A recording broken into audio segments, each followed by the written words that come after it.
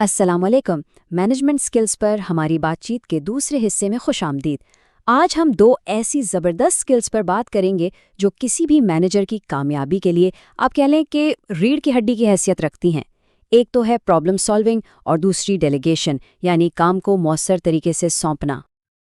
अच्छा, तो सोचने वाली बात यह है कि जब एक मैनेजर ने सारे फैसले कर लिए, प्लान्स बना लिए, तो उसके बाद क्या?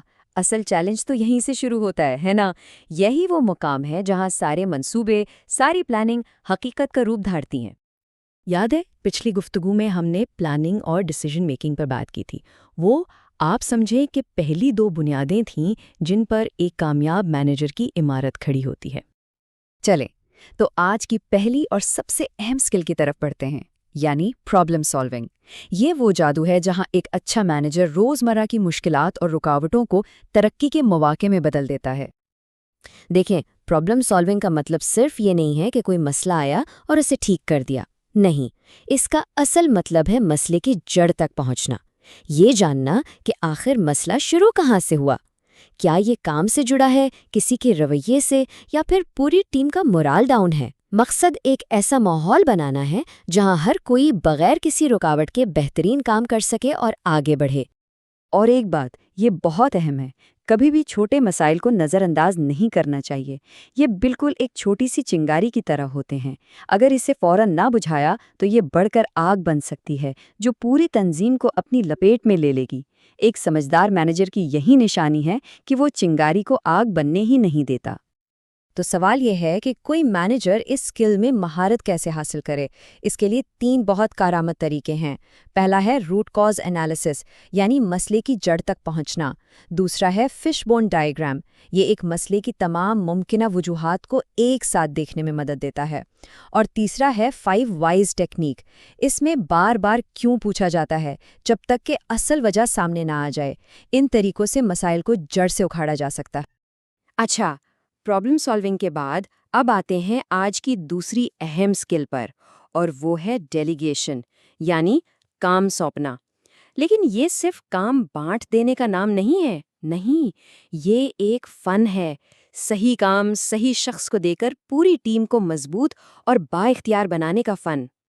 एक अच्छे मैनेजर की सबसे बड़ी निशानियों में से एक ये होती है कि उसकी टीम में हर एक को बिल्कुल साफ साफ पता होता है कि उनका काम क्या है और उनसे क्या उम्मीद रखी जा रही है।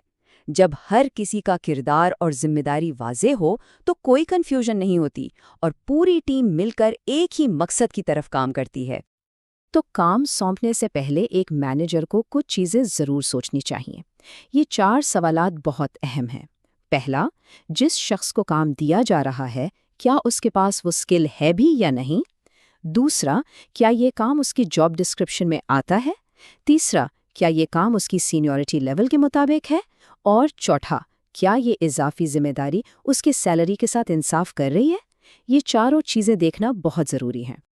जब इन तमाम बातों पे गौर किया जाता है तो डेलीगेशन के सिर्फ 2 ही नतीजे निकल सकते हैं, या तो कामयाबी या फिर नाकामी। और यकीन करें, इसका असर बहुत गहरा होता है। फर्क बिल्कुल साफ है। जब काम सही तरीके से सोच समझकर सौंपा जाता है तो एक मुस्तहकम और प्रोडक्टिव माहौल बनता है। टीम खुशी से काम करती है।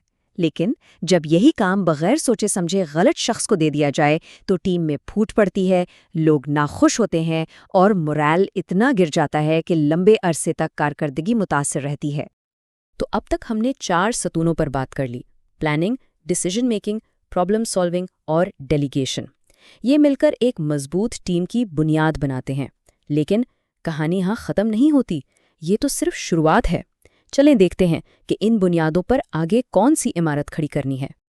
अगली बार हम इससे भी आगे जाएंगे और बात करेंगे कि काम का फॉलोअप कैसे किया जाता है, टाइम मैनेजमेंट को कैसे बेहतर बनाया जाए, काम के लिए अच्छे प्रोसेस कैसे बनाए जाते हैं, और सबसे अहम, फीडबैक और करेक्शन के जरिए टीम की एफिशिएंसी को कैसे आसमान तक पहुंचाया जाए।